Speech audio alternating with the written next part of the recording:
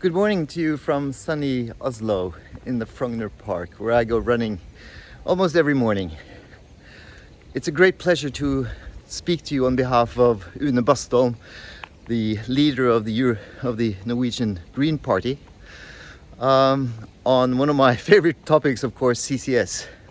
It's a great pleasure to know that you are keeping up with your hard work in Cato, that I had a pleasure of working with for many years. From an environmental perspective, we are indeed encouraged by the progress that you are making, both in the Netherlands and in Norway. But I'd like to share with you two issues of concern that I think we've got to fix, and that will be important. The first thing is capacity. You remember, we spoke about the CCS industry, that we wanted it to grow in Europe, to create industrial value chains and capacity to create jobs that could enable the replacement of the fossil industry. That was one of our key arguments.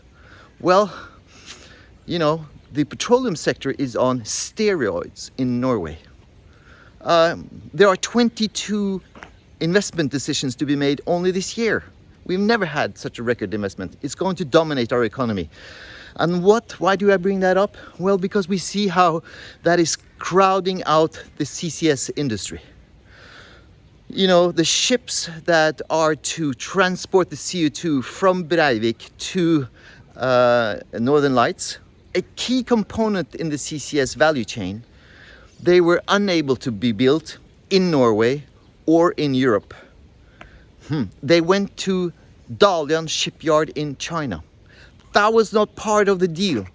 We supported you publicly to enable European industry to take this opportunity. And now the petroleum industry is destroying that. That's got to end. We must make CCS a European endeavor to create European values, industry, jobs that we need for tomorrow. The second concern that we have as a green movement with CCS now is what's happening on transport and storage of CO2. You know, I'm thrilled to see that there is so much competition and enthusiasm with regard to capturing CO2. The price is coming down. That's what we said in 2009 and 2012. We said, you know, seeing is believing. We will get the prices down, so it will become more economically advantageous to capture and store CO2 than to let it out.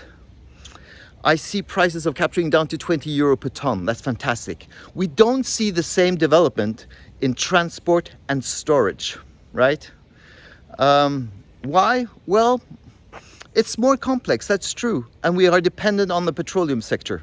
I was able to find out that Equinor asks for 50 euros for 1 ton of CO2 from berth to storage.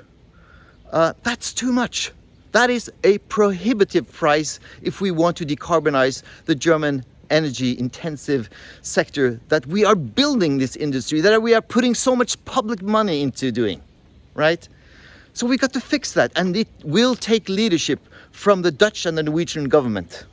And I believe that leadership consists of saying, right guys, we need your technology, we need your competence, but we've got to set the rules of the game.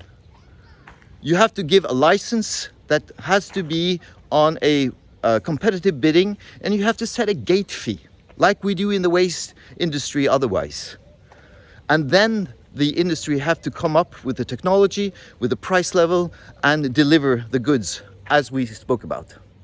So those two concerns are currently very important, I believe, in order for the CCS sector to advance.